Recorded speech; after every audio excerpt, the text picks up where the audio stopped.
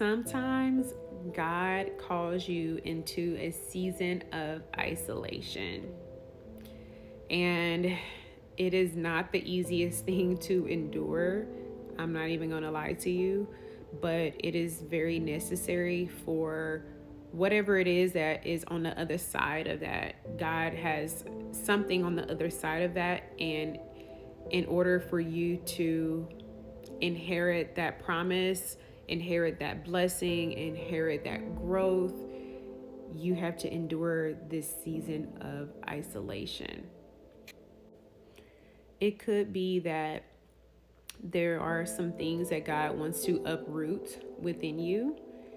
You may need healing. You may need to just hear God's voice clearly because there's so many distractions and voices around you and your friends and family and from social media, and it's causing you to be in a state of confusion and double-mindedness.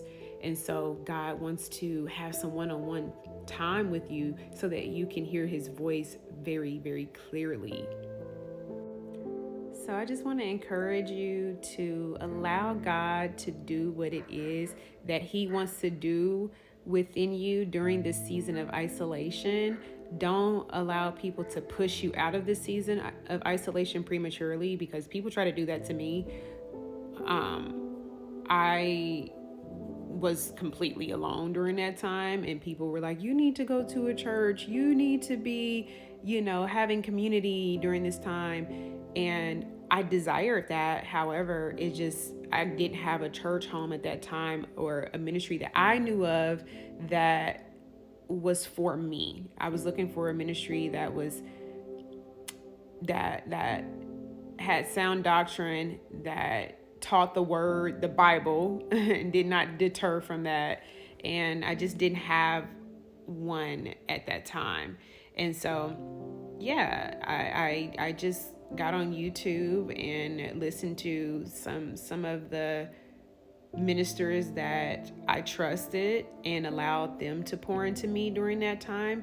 And it's nothing wrong with that. If you are doing that, it's nothing wrong with that. I definitely encourage people to go in person somewhere. But if you don't have a ministry that around you that is teaching sound doctrine and teaching from the actual Bible, stay home and watch YouTube until then, and pray that God sends you to the right place. There is nothing wrong with that.